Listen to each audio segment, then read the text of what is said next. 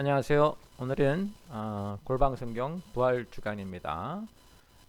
골방성경은 1월부터 시작해서 12월까지 50주에 걸쳐서 우리가 성경을 주제별로 시간대 순으로 구약성경부터 신약성경까지 차례대로 읽고 있는데, 이렇게 부활절을 맞이하거나 또는 성탄절을 맞이하면 특별한 주간으로 부활주간 그리고 성탄주간, 이렇게 두 주의 골방이 더 들어갑니다. 그래서 이제 성경은 50주로 나눠서 읽고 부활주간과 성탄주간에 추가로 읽기 때문에 52주가 돼서 1년에 이제 우리가 다 읽을 수 있도록 되어 있습니다.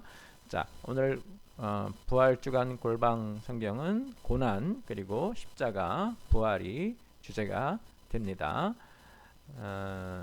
여러분들이 이제 다음 주에 부활 주간이 되고, 다음 주 주일, 이번 주 주일부터는 우리가 고난 주간으로 하고, 또 고난 주간 동안 이 성경을 읽게 되어 있습니다. 자, 이 부활 주간의 골방 성경은 큰 맥락에서는 신약 성경 안에 들어 있죠. 신약 성경은 이렇게 세 가지로 나눠집니다.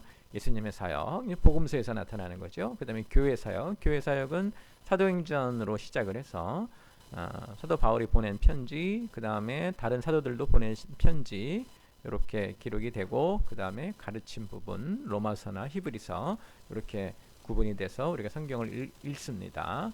자, 예수님의 사역은 다시 7주로 나눠지죠. 예수님 태어나시는 것, 그리고 사역을 시작하시면서 이제 갈릴리에서 사역을 하시죠. 그리고 그 갈릴리 사역 중에 예수님이 가르치신 것을 마태복음 중심으로 읽고, 예수님이 갈릴리 사역을 마무리 지으시고 예루살렘으로 가시는데, 갈릴리에서 예루살렘으로 가시는 그 길에 거쳐가야 되는 곳이 유대 지역이죠. 그래서 유대 사역, 누가복음 중심으로 유대 사역을 보고, 이렇게 마가복음, 마태복음, 누가복음의 공간 복음에서 예수님의 모습을 살펴본 후에 요한복음에서 보여준 예수님의 모습을 추가로 봅니다. 공간복음과 요한복음을 우리가 종합해서 봐야 되겠죠. 그 다음에 이제 예수님이 예루살렘에서 하신 사역, 그러니까 주일, 안식 후 첫날, 이제 안식일에 안식 후 첫날 이제 들어오시고 하셨기 때문에 예루살렘 사역을 목요일 저녁까지, 그리고 체포되신 후에 십자가 부활 사건의 7째 주인데, 우리가 골방 성경을 1년 내내 읽다 보면 이렇게 예루살렘 사역과 십자가 부활 성경을 두 주에 걸쳐서 읽게 되지만, 지금 우리가 하고 있는 부활 주간 골방 성경에서는 예루살렘 사역과 십자가 부활을 이제 한 시간에 우리 같이 보게 됩니다. 그래서 여러분이 좀 더 자세한 예루살렘 사역의 내용이나 십자가나 부활의 내용을 보시려면은 사실은 골방 성경에 나와 있는 요 주간 요 가와 실과를 찾아서 읽으시면 되는데, 이번에는 이제 우리가 부활 주간이기 때문에 부활에 집중해서 보도록 하겠습니다. 자, 시간적 배경은 주 33년이죠. 물론 예수님 태어나신 것을 주전 4년 전이라고 우리가 보고 있기는 한데, 우리가 흔히 이제 상식적으로 생각하기에 예수님 태어나시고 영년으로 시작해서 십자가에 달리시고 이제 부활하시는 거니까, 예수님이 30살까지 사생애를 마치고 공생이 시작해서 3년간 사역하셨다고 보고 주 33년을 우리가 시간적 배경으로 봅니다. 예루살렘에 오셔서 십자가에 돌아가시고 부활하신 후 40일이 지나 하늘로 가시기까지 기간, 여기를 우리가 시간적 배경으로 보자. 자, 공간은 예루살렘이 이제 주된 공간입니다. 예루살렘 성전을 중심으로 한 예루살렘에서 사역을 하셨고, 예수님은 그 예루살렘 인근의 베다니에서 머무르시면서 거기서 주로 숙식을 하셨죠. 거기서 주무셨죠. 그러니까 거처는 거기셨어요. 예루살렘 사역하는 동안에 마지막 주간에 아침에 예루살렘을 오셨다가 저녁에 베다니로 돌아가시는 그런 것이 드러나고, 또 예수님 부활하신 후에는 갈릴리까지 갔다 오셨기 때문에 갈릴리도 시간적 배경이 됩니다. 자, 우리가 이제 이 지도를 한번 보면은 예수님의 주된 사역 공간은 여기 갈릴리였죠. 이 갈릴리에서 한 2년 반 가량을 하시고 가이사라 빌립보 지역으로 물러나셨다가 피하신 거죠. 사람들 때문에 물러나셨다가 여기서 베드로의 신앙 고백, 주는 그리스도시요 살아계신 하나님의 아들입니다 라는 고백을 듣고 이제 됐다, 내가 예루살렘에 가서 고난을 받아야 한다고 순한 예언을 하시면서 다시 가버나움으로 오셨다가 여기서 출발을 하셔서 예루살렘으로 오시죠. 예루살렘으로 오는 길, 여기를 이제 우리가 유대, 사마리아와 유대, 베레아를 거쳐 오기 때문에 여기를 우리가 유대 사역이라고 하고, 여기 이제 예루살렘에 오시는데 여리고, 예, 마리아와 마르다 집에 머무시면 베다니 머무시다가 예루살렘으로 오시는 것을 우리가 이제 볼 수 있습니다. 이게 이제 예수님의 그 마지막 한 주간 공간적 배경이 됩니다. 자, 사회적 배경. 이스라엘은 로마의 식민 지배를 받고 있었죠. 그래서 이제 로마에서 총독이 파견되어 있었는데 빌라도였습니다. 빌라도가 행정 사법 권력을 다 가지고 있었고, 이스라엘 민족의 일, 특별히 종교적인 그룹이었기 때문에 종교적인 일에 대한 권력은 산헤드린이라고 하는 이스라엘 원로 모임이 가지고 있었죠. 그래서 이제 이 사람들은 서로 물론 이제 지배자와 식민지 백성이기 때문에 대립 관계에 있었지만 또 권력자들이었기 때문에 서로 협력도 하고 서로 자신의 이익을 취하는 방향으로 하고 있었죠. 백성들은 세금이나 또는 이 사람들의 부당한 대우 때문에 고단했죠. 삶이. 또 세금 때문에 가난했고요. 식민지 백성들 언뜻 생각하면 금방 알 수 있습니다.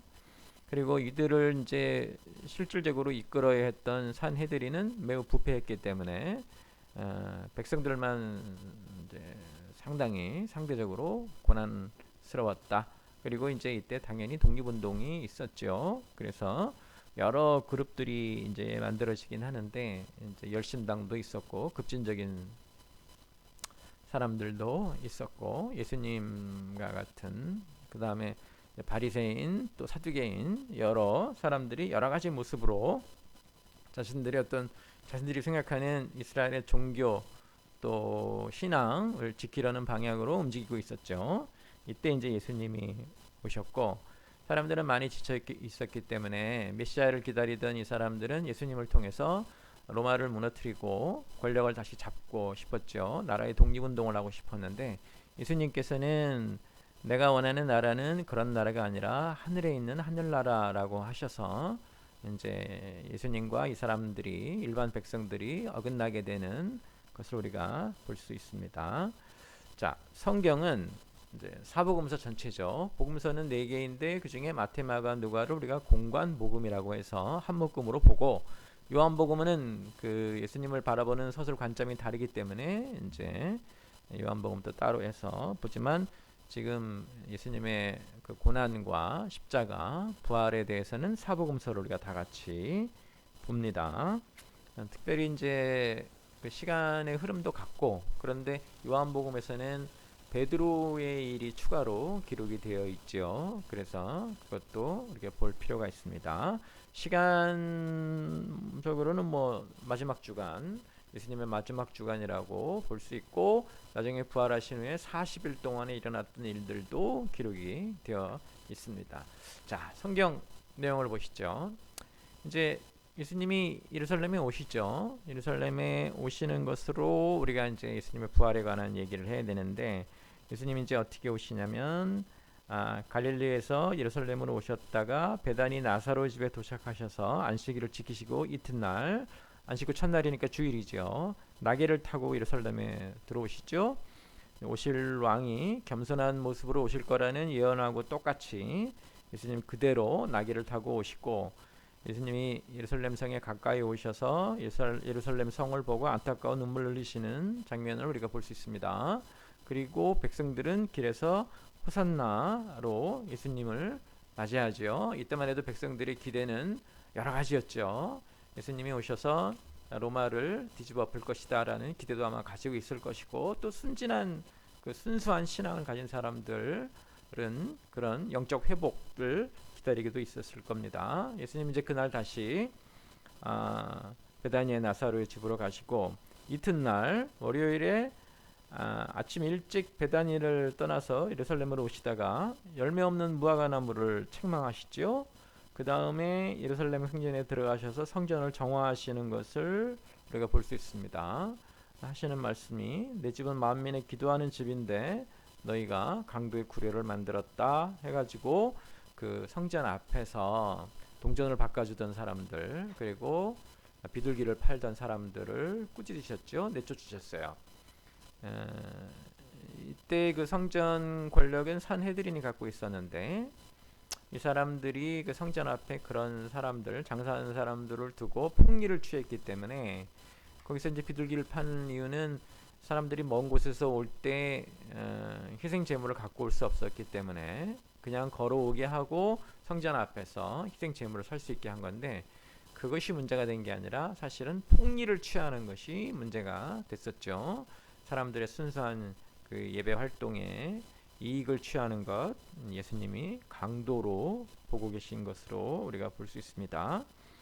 이 일 후에 종교 권력자들 산헤드린을 중심으로 한 종교 권력자들은 예수님을 큰 위협으로 봤죠. 자기들이 만들어 놓은 그런 질서 또 자기들이 만들어 놓은 그 이익 구조에 예수님이 크게 화내셨기 때문에 우리가 그렇게 볼 수 있습니다. 자신들의 그 부정직한 질서가 큰 도전을 받았죠. 그래서 예수님을 없애야겠다는 그들의 생각이 더욱 굳어진 것으로 보고 그리고 다시 이제 월요일 저녁에도 베다니로 가신 후에 화요일 날 다시 예루살렘으로 오시죠. 그래서 예수님의 그 마지막 주간에 보면은 베다니의 이제 숙소에서 머무르시다가 아침이면은 예루살렘으로 오시는 것을 우리가 볼 수 있습니다. 이 예루살렘 화요일 날은 우리가 이제 다툼의 날 또는 분쟁의 날, 논쟁의 날 이렇게도 표현을 하는데 예수님이 그 성전에 오셔서 가르치기 시작하셨어요. 마지막 날에 대한 모습. 여러분 이거는 마태복음 24장, 25장을 집중적으로 보시기 바랍니다. 우리가 그거를 이제 따로 가르침만 있기 때문에 마태복음을 중심으로 보는데 여기서 예수님이 가르치기도 하셨지만 이 종교 권력자들이 여러 가지 질문을 가지고 예수님께 도전해 오기도 하시죠. 예수님은 말씀과 그리고 또 권위 그리고 비유로 이 사람들의 잘못을 가르치시고 이 사람들은 그것에 대해서 반발하고 해서 아주 굉장히 그 뜨거웠던 예수님과 그 종교 권력자들의 논쟁을 우리가 볼 수 있습니다. 이 종교를 가지고 있는 사람들이 가지고 있었던 그런 단순한 생각들 그리고 자신들에게 도움이 되도록 생각하는 그런 생각들과 하늘에서 오신 예수님이 보여주는 종교의 순수성, 종교의 목적, 원래의 의미 이것의 이제 대결이었는데 그런 과정을 지켜보면서 우리는 신앙은 어떤 모습을 가지고 있어야 되는가를 좀 돌아볼 필요가 있습니다. 우리가 지금 이렇게 신앙생활을 하면서도 그 이상한 그 고집들 그리고 하늘이 강조하지 않았는데 우리가 스스로 만들어서 강조하는 것들 이런 거 좀 되게 주의하셔야 됩니다. 성경이 없는데 우리 스스로 만들어서 굉장히 중요한 것처럼 지키고 있다가 오히려 하늘의 가르침마저 거부하는 것들 이런 거 우리가 되게 좀 조심하고 주의해야 될 필요가 있습니다. 자, 화요일날 다툼의 날 이렇게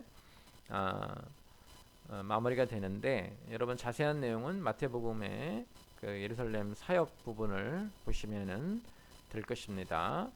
여러 가지 예수님의 비유를 통해서 마지막은 어떻게 준비하는지 그리고 지금 이스라엘의 종교성을 이끌고 있었던 그 바리새인들이나 산헤드린에 있었던 사람들이 가지고 있는 종교성 또 영성에는 무엇이 문제가 됐는지가 매우 적절한 비유로 잘 설명이 되어 있고 또 그 것들을 지적하면서 예수님이 주신 말씀은 지금도 우리가 계속 되뇌어야 되는 좋은 설교인 것을 우리가 알 수 있습니다.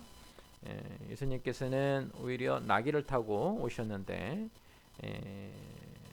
진짜 주인이 아닌 이 가짜 주인들은 예루살렘과 하늘나라를 마치 자기 것인 것 마냥 이렇게 교만을 떠는 것들을 우리가 쉽게 볼 수 있습니다. 자, 그렇게 해서 이제 그날 밤에 예수님께서 다시 베다니로 돌아가시고 수요일은 예수님이 휴식을 취한 것으로 어, 성경에 기록이 없어요. 그래서 베다니에서 머무르시는 것으로 우리가 보여지고 목요일이 돼서야 이제 예수님께서 그날이 이제 이스라엘이 지키고자 했던 6월절 만찬을 준비하는 날인데 예수님께서 이때 다시 예루살렘에 오셔서 마가의 다락방에서 마지막 만찬을 하게 되시죠. 수요일과 목요일을 베다니에 계셨고 그리고 그 사이에 이제 유대의 종교 권력은 예수님을 죽이기 위해서 계획들을 진행하고 있었죠. 목요일 저녁에 예수님은 시몬의 집에 계시다가 마지막 만찬, 지금 이제 사실은 6월절 만찬이죠. 그 6월절 만찬을 예수님께서 마지막 만찬으로 성만찬으로 바꿔 놓으신 거죠. 예수님은 제자들에게 마지막 만찬을 준비하게 하셨고 유다는 제사장들을 만나서 예수님을 팔아넘길 계획을 완성하고 돌아오죠. 자, 마지막 만찬이 시작되고 예수님은 자신의 죽음을 예고하시죠. 그러면서 자신의 몸과 피를 우리에게 일용할 양식으로 주신다는 성찬의 의미를 가르쳐 주시죠.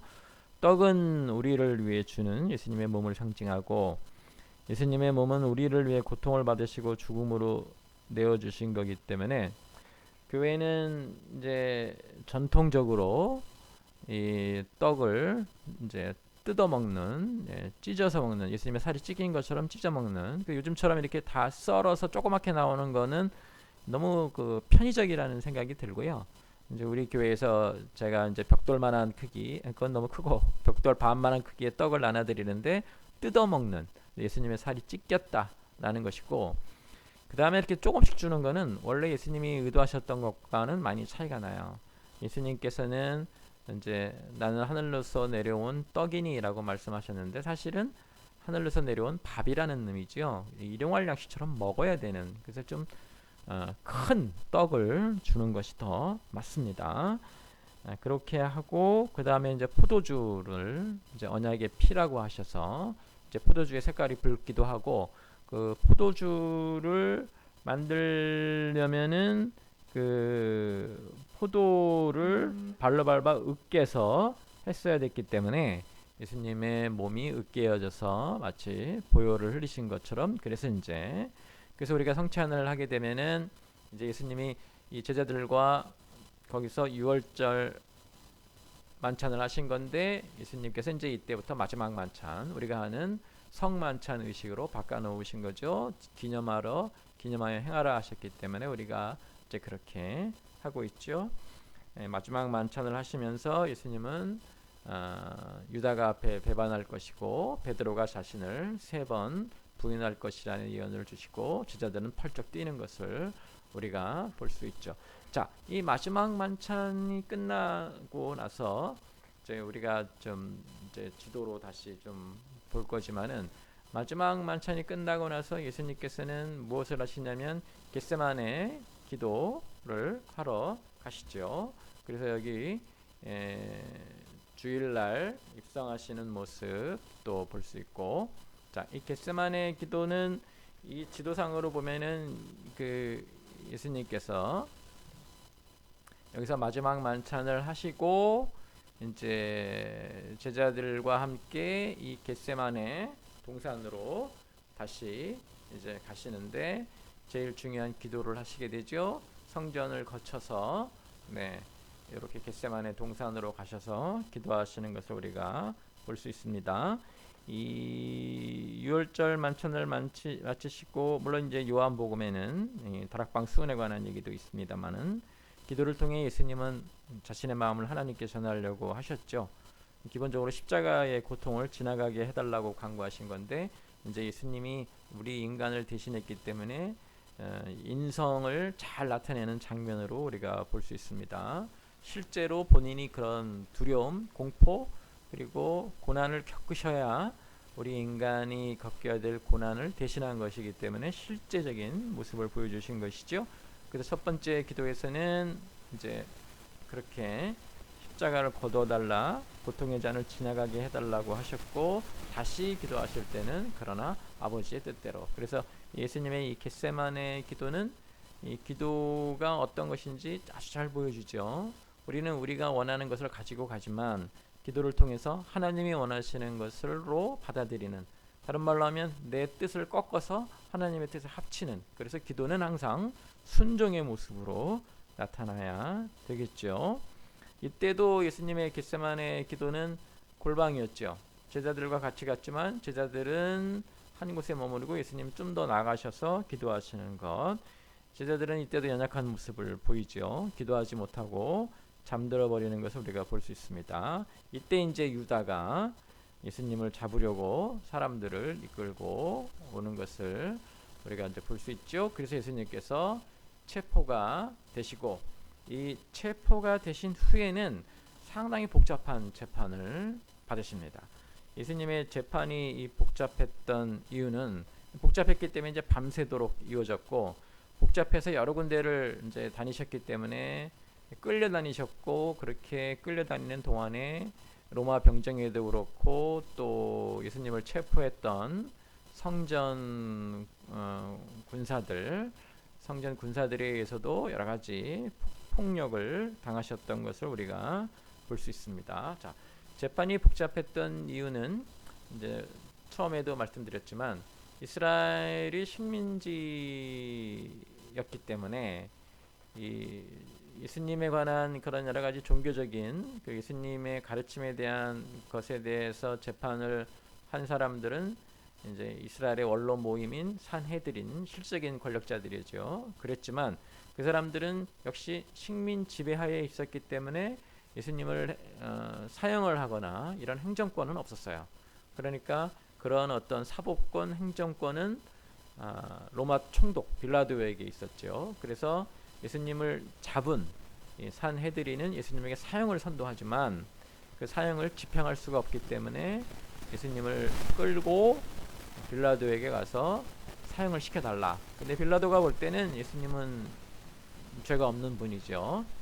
어떤 특별한 어떤 그런 범죄를 저지른 것이 아니라 빌라도의 입장에서는 종교적인 그런 주장 때문에 죽일 수는 없다 해서 예수님의 사형을 꺼리게 되고, 이래서 이제 재판이 복잡해집니다. 자, 재판을 받으시는 모습을 좀 우리가 한번 보겠습니다. 지금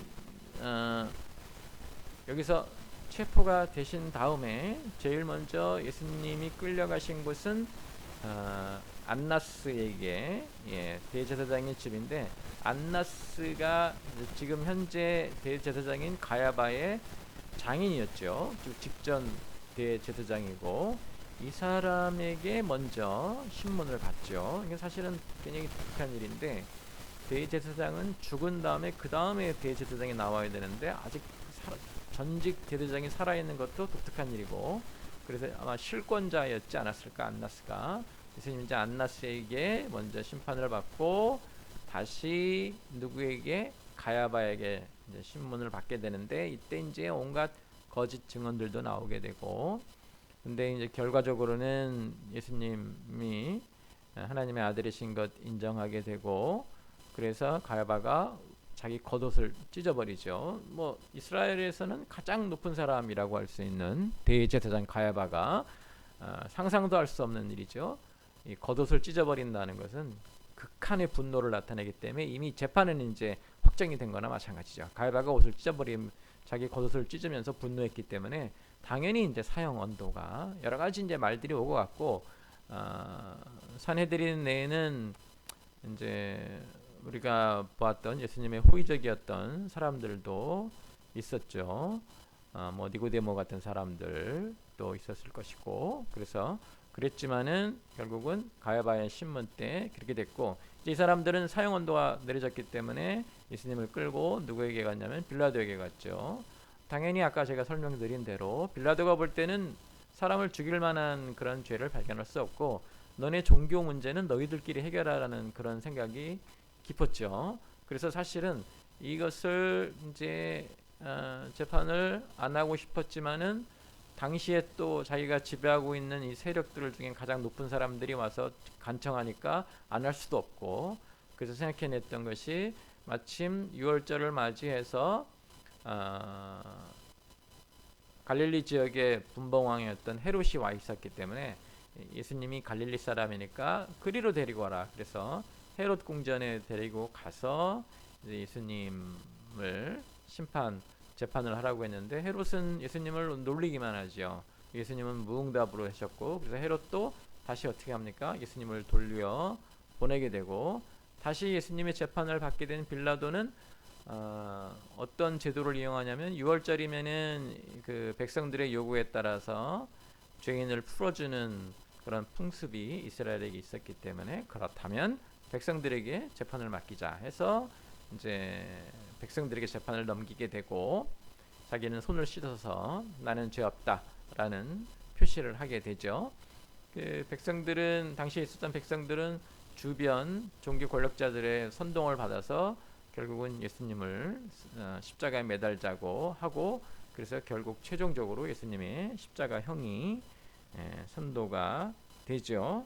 그래서 이 재판의 과정을 보면 체포된 이후로 안나스, 가야바, 다시 빌라도, 헤롯, 다시 빌라도, 그리고 백성들, 그리고 이제 선도를 받은 후에 십자가를 이제 메시고 그 갈보리 산 위까지 가는 이 모든 과정, 고난의 연속이었죠. 그래서 갈보리에 도착했을 때 예수님이 굉장히 지쳐 계셨고, 이 과정 중에 이제 이런 재판의 과정 중에 베드로가 예수님을 3번 부인을 하고 그런 것을 우리가 이제 볼 수 있죠. 자, 이 예수님이 너무 힘들어했기 때문에 시몬이라는 사람들에게 십자가를 지우고 갈보리 산에 가서 양쪽의 강도 둘과 예수님이 십자가에 매달리셨는데, 예수님을 십자가에 못 박은 로마 병정들, 자, 체포는 그 성전에 있었던 군인들, 성전 군사들이었고, 이제 여기 빌라도에게 넘겨준 이후로는 로마의 권한 안에 들어왔기 때문에 로마 병정들이 예수님을 갈보리 산 위에 끌고 가서 십자가에 못 박겠는데, 못 박은 후에 예수님이 가지고 있던 옷으로 제비뽑기도 했고, 또 지나가던 구경꾼들은 남은 구원하면서 자기는 구원하지 못하느냐라고 조롱했는데, 사실은 이 조롱은 본인들이 의도하지 않았던 진리였죠. 예수님은 스스로를 구원하지 않으시고 다른 사람들, 백성들을 구원하시는 분으로 기록이 됩니다. 실제로도 그랬고, 예수님을 따르던 제자들, 이제 남자 제자들은 다 도망을 갔고, 예수님을 따르던 여자들, 성경에 여자라고 표현되지만 제자들이죠. 역시 제자들도, 사도들은 아니지만 제자들이죠. 여자들이 지키고 있었고, 젊은 요한이 십자가에 가까이 왔었던 것을 우리가 봅니다. 양쪽에 달렸던 강도들 중에 한 명은 회개하고 구원을 받고, 한 명은 끝까지 예수님을 조롱하게 되죠. 그래서 마지막 순간에도 우리가 이제 어떤 식의 선택을 할 것이냐 하는 것에 대해서 좀 생각해 볼 필요가 있고, 이제 가끔 그 미국이나 이런 데 가면은 십자가 3개를 산 위에 이렇게 세우는 것을 보게 되는데, 의미가 좀 있습니다. 자, 예수님이 이제 십자가에 달리셔서 그 가상칠언이라고 7개의 말씀을 하시죠. 어쩌여 나를 버리시나이까라는 절규로 시작을 해서 다 이루었다로 마무리 지으시는데요. 다 이루었다는 얘기는 예수님이 의도했던 대속 사역, 구속, 구원을 다 이루었다. 죄의 값을 다 갚았다라고 하셔서, 예수님이 돌아가신 후에 성전에 있었던 지성소를 가리고 있었던 휘장이 갈라지면서 이제 누구나 하나님께 갈 수 있는 대속의 길이 열렸고 화해의 길이 열렸다. 이제 이것을 우리가 알 수 있죠. 이렇게 십자가 사건 후에 예수님이 이제 무덤에 묻히시게 되는데,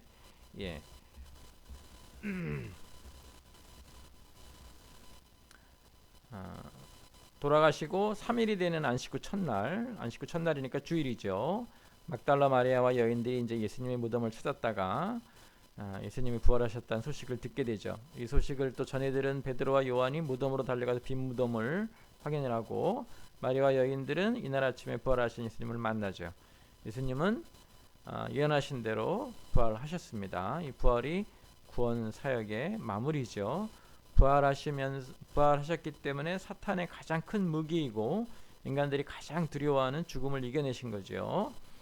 예, 사망아 사망아 너희 쏘는 것이 어디 있느냐라고 하신 것처럼 네, 인간이 가지고 있었던 절대 그 불행의 운명 죽음을 이기신 것으로 구원 사역이 이제 마무리가 되죠. 그날 오후에 예수님은 이제 엠마오로 가는 두 제자에게 나타나시고 저녁에는 다락방에 있던 제자들에게 나타나는데 그때 이제 도마가 없었죠. 그래서 8일 후에 도마가 있을 때 다시 나타나셔서 자신이 예수님 자신인 것을 증명해 보이시는데 이때까지도 계속해서 예수님의 메시지는 너희가 왜 부활을 믿지 않느냐, 제자들이 믿음 없음을 크게 책망하시는 것을 우리가 볼 수 있고 신앙을 축복해 주시죠. 여기 이제 요한복음에서는 갈릴리 디베라 바닷가에 베드로와 제자들에게 나타나죠.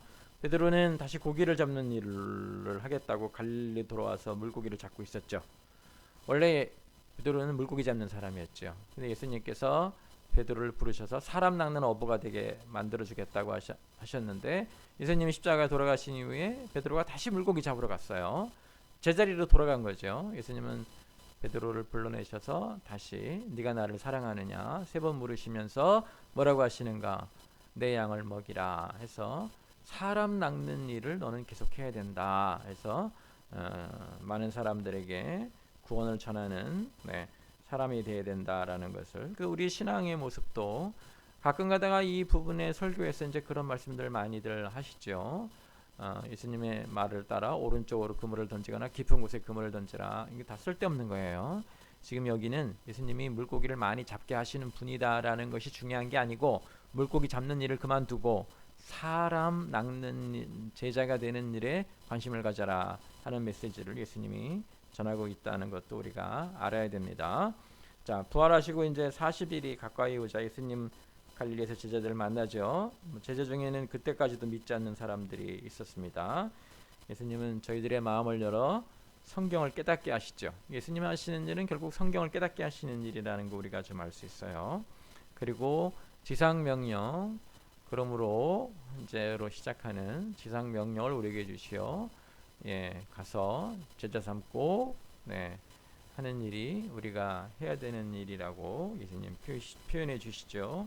이후에 예수님은 제자들을 베다니로 이끄시고 그곳에서 하늘로 승천하시고 이게 이제 사도행전의 시작으로 이어지게 되는 것이죠. 이게 이제 고난 주간 동안에 우리가 읽어야 될 성경 내용인데, 자 정리하면 주일 안식 후 첫날이죠. 나귀를 타고 성전에 오셨다가 다시 베다니로 가시고, 그리고 월요일 날 역시 베다니에서 오셨다가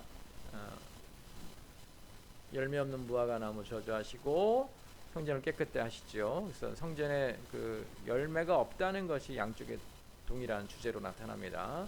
꾸짖는 것을 우리가 볼 수 있죠. 자, 그리고 화요일 날 성전에서 심한 다툼이 있었죠. 예수님의 가르침이 가장 돋보이는 부분이기도 합니다. 그리고 수요일 날 예수님을 죽이기 위한 음모가 진행됐고 예수님은 베다니에 머무르시는 것으로 보여지고, 목요일 날 이제 유월절 만찬을 예수님께서는 최후의 성만찬으로 바꿔놓으시고 이 이후에 이제 겟세마네 동산에서 기도하신 후에 체포되셔서 길고 복잡한 재판을 받으시고 십자가에 달려서 돌아가시고 부활하신 후에 이제 우리들에게 부활 메시지와 가서 우리가 무엇을 해야 되는가, 땅 끝까지 이르러 내 증인 된다는 것 사도행전에 나오지만 모든 사람으로 제자를 삼아 내가 분반 모든 것을 가르쳐 지키게 하라 라고 하시는 지상명령을 주셨다는 것도 우리가 볼 수 있습니다. 그래서 고난주간에 여러분 성경 읽으시면서 예수님이 마지막 주간 어떤 모습의 사역을 하셨는지 좀 돌아보고 부활의 의미를 되새겨야 할 것입니다. 부활이 없으면 우리 믿음이 헛되다고 고린도서에서는 우리에게 말씀해 주시죠. 부활은 죽음을 이긴 것이고 죽음은 죄의 결과였기 때문에 죽음을 이긴 건 결국 죄를 이겨버린 것이어서 부활은 기독교에서 상당히 중요합니다.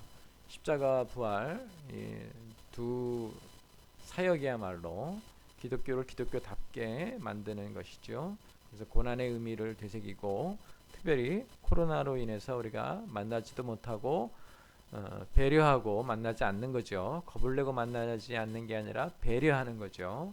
우리가 우리 안에 있는 가족들을 배려하고 또 우리 공동체를 배려해서 만나지 못하는, 네, 그렇게 배려하다 보니까 또 굉장히 마음이 아파요. 이렇게 함께 모여서 예배를 드리지 못하고 함께 모여 기도하지 못하고 함께 모여 성경 공부하지 못하기 때문에, 네, 그런 고난스러운 그런 마음들, 고난 주간에 예수님이 겪으셨던 일들을 우리가 되새기면서 우리 믿음이 어떤 모습을 가져야 되는지 생각해 볼 필요가 있습니다. 다음 주에 고난 주간 여러분들도 성경 열심히 읽으시면서 한 주간 고난의 의미를 되새기고 고난 주간과 부활절을 잘 맞이하는 여러분 되시기를 주님의 이름으로 축원합니다.